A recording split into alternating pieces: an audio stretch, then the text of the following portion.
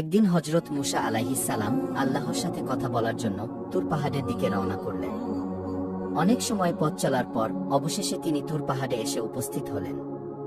অতঃপর আল্লাহ রব্বুল আলামিন গায়েবী আওয়াজের মাধ্যমে হযরত মুসা আলাইহিস সালামের সাথে কথা বলা শুরু করলেন। হযরত মুসা আলাইহিস সালাম আল্লাহ রব্বুল আলামিনকে জিজ্ঞাসা করলেন, হে আল্লাহ, আমি জানতে চাই জান্নাতে আমার সাথে কে থাকবে। তখন আল্লাহ রব্বুল আলামিন বললেন, হে মুসা, এই বনী ইসরাইলের মধ্যে একজন কসাই বসবাস করে, সে তোমার সাথে জান্নাতে থাকবে এবং সে তোমার জান্নাতের সঙ্গী হবে। এই কথা শোনার পর হযরত মুসা আলাইহিস সালাম বিনয়ের সাথে আল্লাহ রব্বুল আলামিনের কাছে জানতে চাইলেন, হে আল্লাহ, আমাকে তুমি নবী বানিয়ে এই পৃথিবীতে পাঠিয়েছ, আমার সাথে তো জান্নাতে থাকার কথা কোনো আল্লাহওয়ালা বুজুর্গ দরবেশ ব্যক্তির, কিন্তু আমার জান্নাতের সঙ্গী কেন একজন কসাই হবে? হে মাবুদ, আপনি দয়া করে ওই কসাই ব্যক্তির ঠিকানা দিন, আমি গিয়ে দেখতে চাই সে কি এমন আমল করে যে আমলের কারণে সে আমার সাথে জান্নাতে বসবাস করবে। তখন আল্লাহ রব্বুল আলামিন বললেন, হে মুসা, তুমি আজকে বাড়িতে চলে যাও, সময় হলে আমি তোমাকে ডেকে আনব। আল্লাহ রব্বুল আলামিনের কথা শুনে মুসা আলাইহিস সালাম বাড়িতে ফিরে আসলেন। বেশ কিছুদিন পর একদিন আল্লাহর নবী হযরত মুসা আলাইহিস সালাম কোনো একটি জায়গায় যাওয়ার জন্য বাড়ি থেকে রওনা করলেন।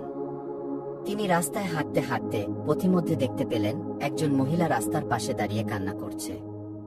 মহিলাটি হযরত মুসা আলাইহিস সালামকে দেখে তার কাছে আসলেন এবং মুসা আলাইহিস সালামকে জিজ্ঞাসা করলেন, হে আল্লাহর নবী মুসা, আপনি কি আজকে আল্লাহর সাথে কথা বলার জন্য তুর পাহাড়ে যাচ্ছেন?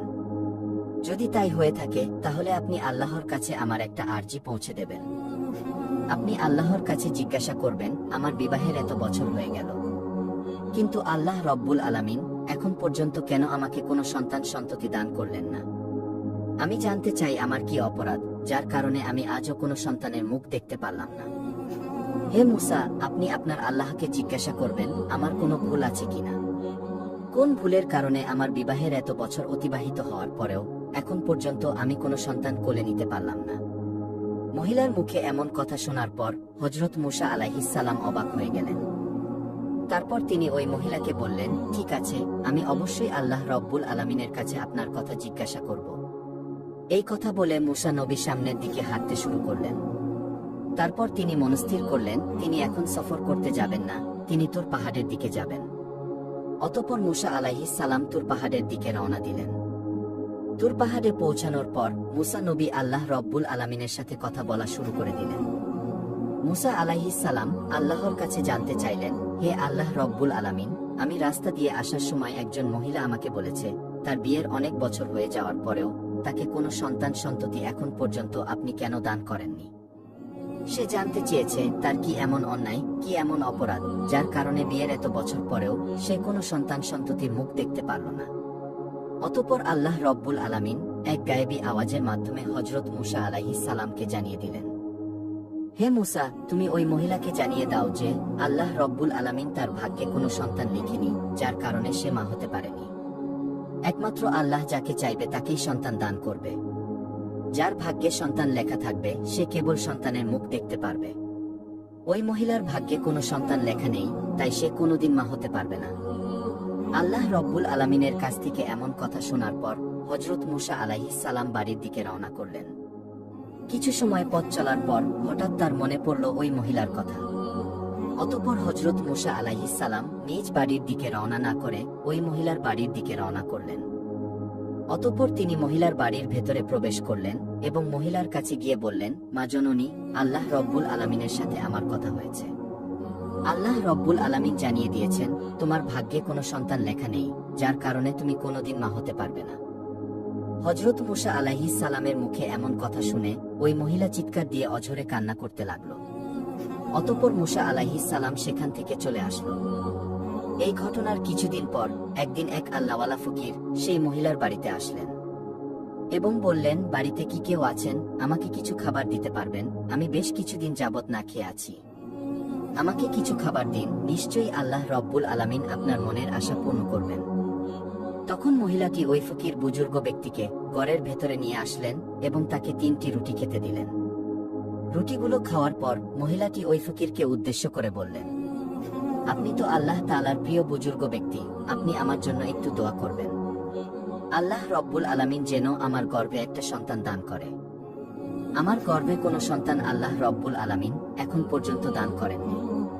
আপনি একটু দোয়া করে দিন যাতে মহান আল্লাহ রব্বুল আলামিন আমাকে একটি সন্তান দান করেন। তারপর বুজুর্গ ব্যক্তিটি আল্লাহর কাছে দোয়া করে চলে গেলেন। এরপর কয়েক বছর পর হযরত মূসা আলাইহিস সালাম আবারও কোথাও যাওয়ার উদ্দেশ্যে রওনা করলেন। হাঁটতে হাঁটতে হঠাৎ হযরত মূসা আলাইহিস সালামের ওই মহিলার কথা মনে পড়ে যায়। তখন মূসা আলাইহিস সালাম সেই মহিলার বাড়িতে প্রবেশ করেন।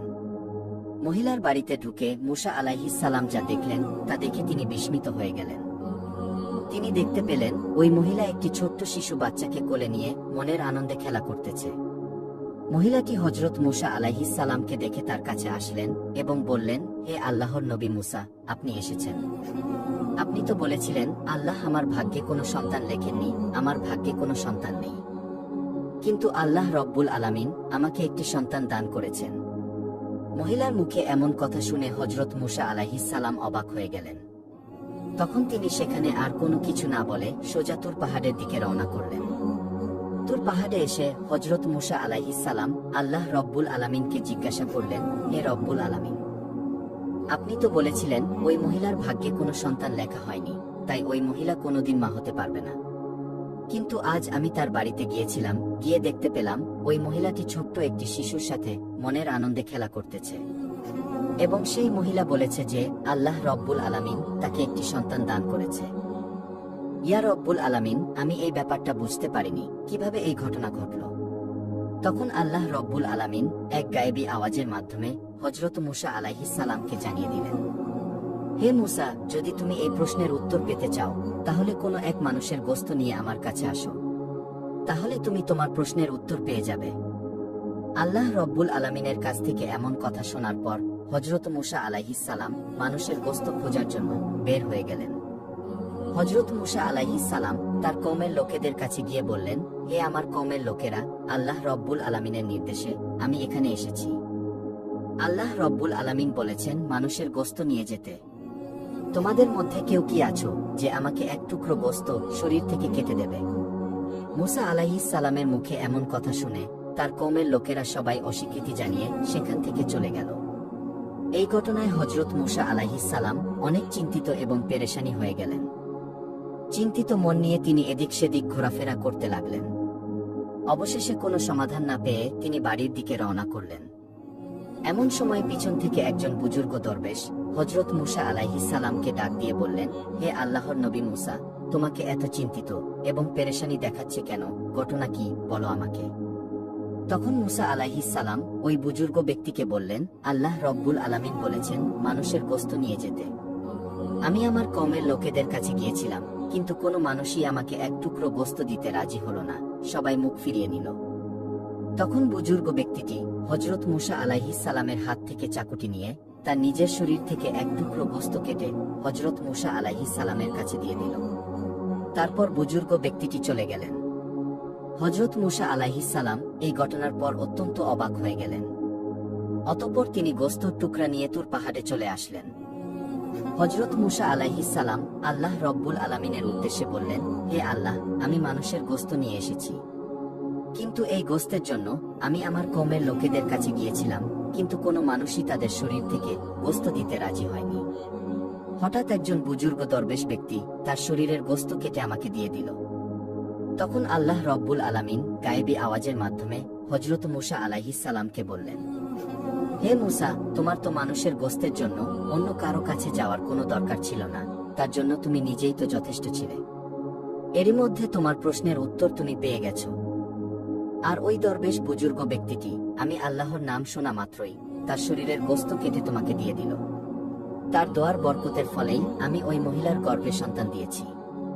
হে মূসা, জেনে রেখো, যে বান্দা আমার জন্য পাগল এবং আমি আল্লাহর নামের উপর যে সবকিছুই বিসর্জন করে এবং আমাকে খুশি করার জন্য সবকিছু মান্য করে, আমি আল্লাহ রব্বুল আলামিন তার জন্য সবকিছু করতে পারি। তার দোয়ার ফলে আমি মানুষের ভাগ্য পরিবর্তন করে দিতে পারি।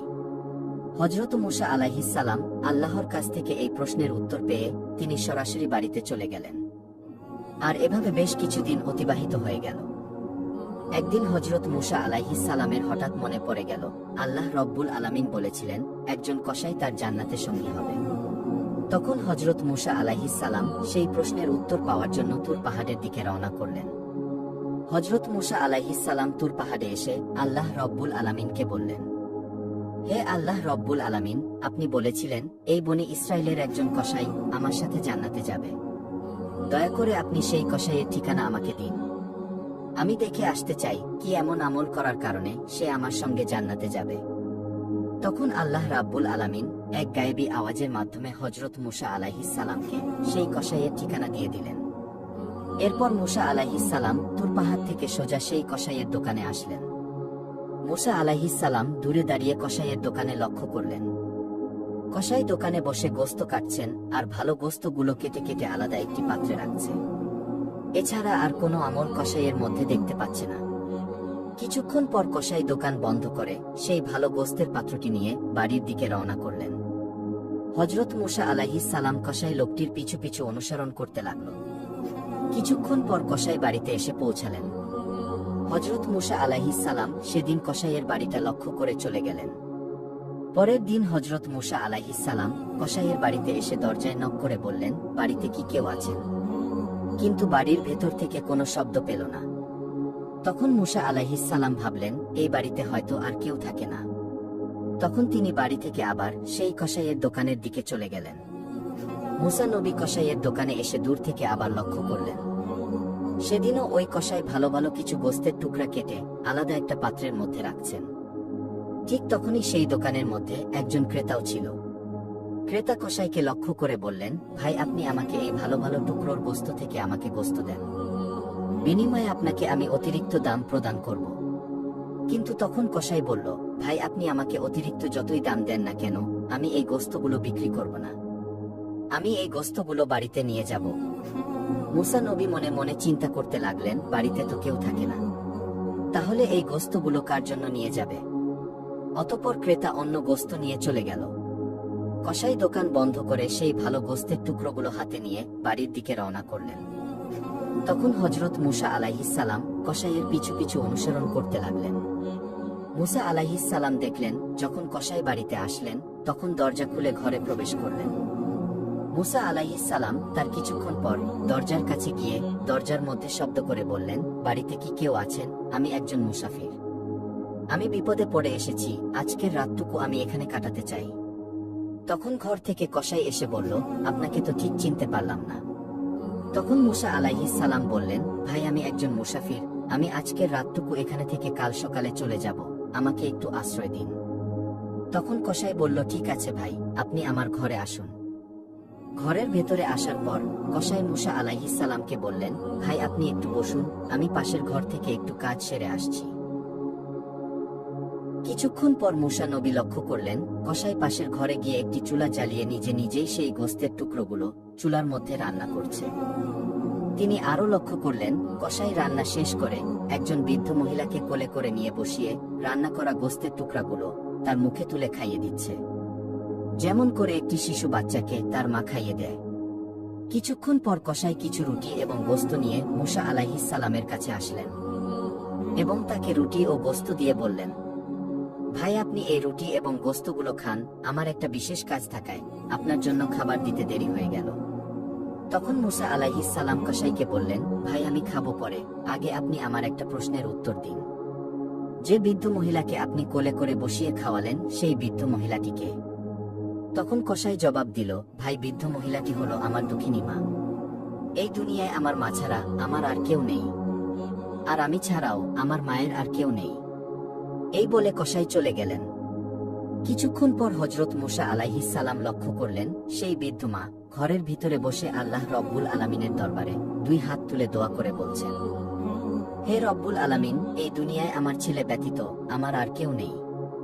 মাবুদ গো, আমার ছেলে প্রতিদিন দোকান থেকে ভালো ভালো গোস্তের টুকরোগুলো আমি মায়ের জন্য নিয়ে এসে রান্না করে আমি মায়ের মুখে তুলে দেয়।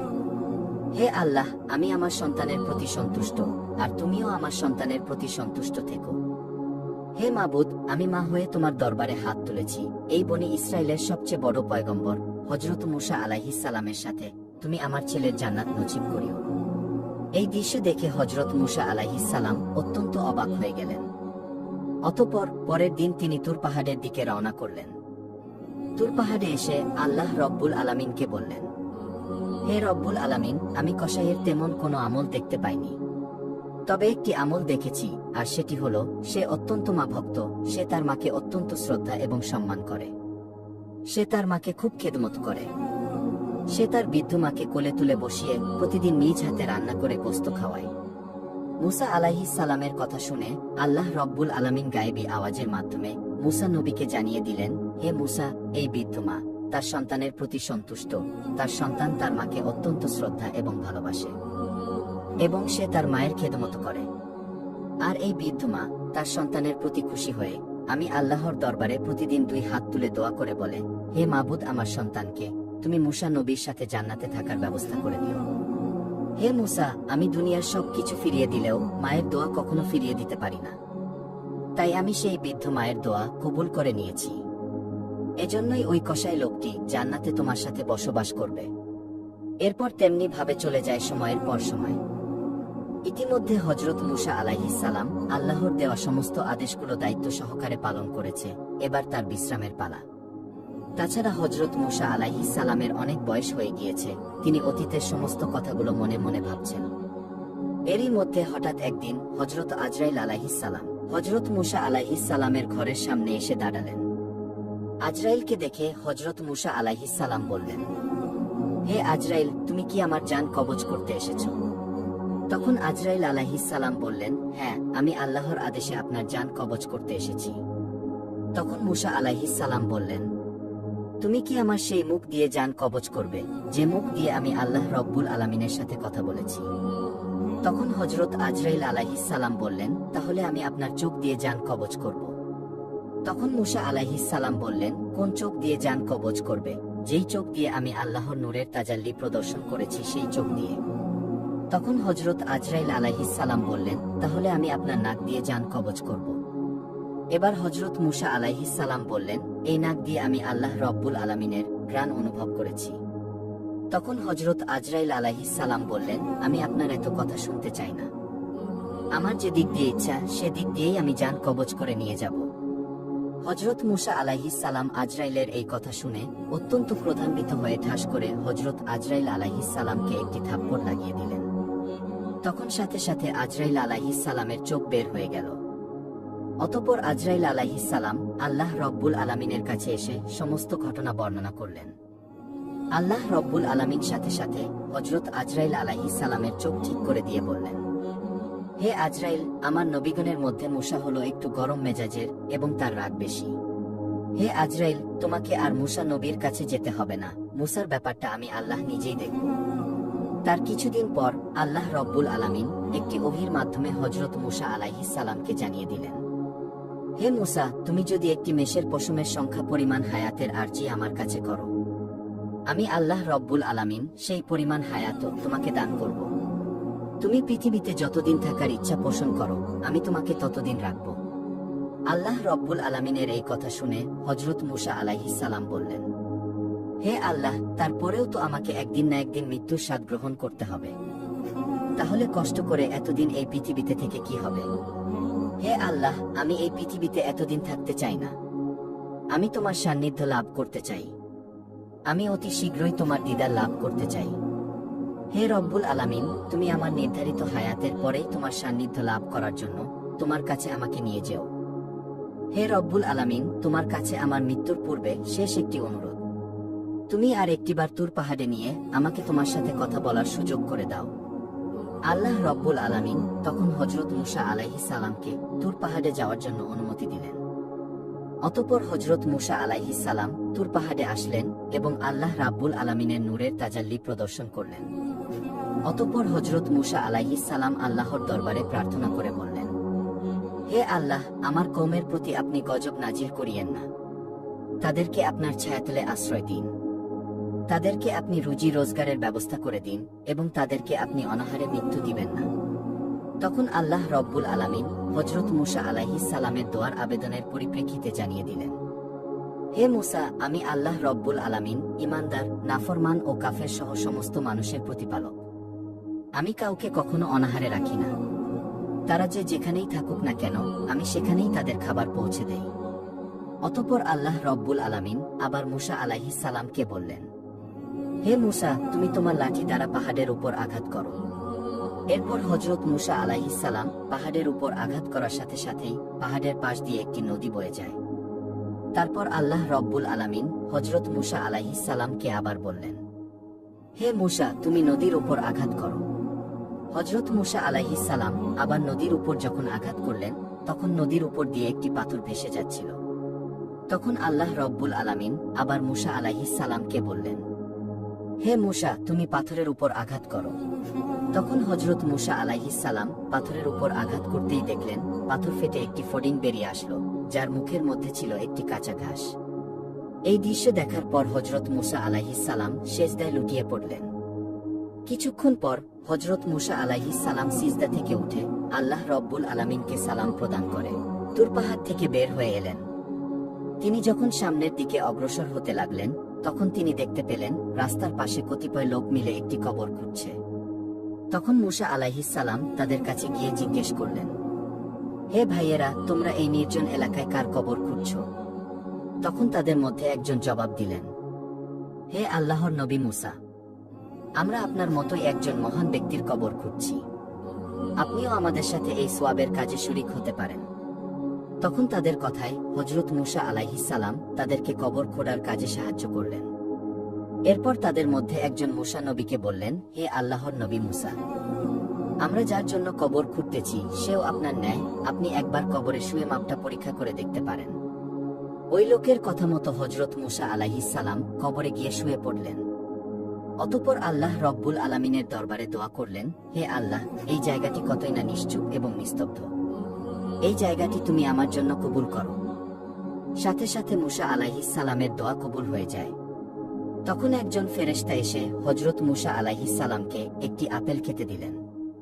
মূসা আলাইহিস সালাম বিসমিল্লাহ বলে সেই আপেলটি খেতে থাকলেন, আর সাথে সাথে হযরত মূসা আলাইহিস সালামের জান কবজ হয়ে যায়। এরপর ওই মানুষ রূপী ফেরেশতাগণ হযরত মূসা আলাইহিস সালামকে কবর থেকে উঠিয়ে গোসল করিয়ে জানাজা পড়িয়ে পুনরায় ওই কবরে দাফন করে দিলেন।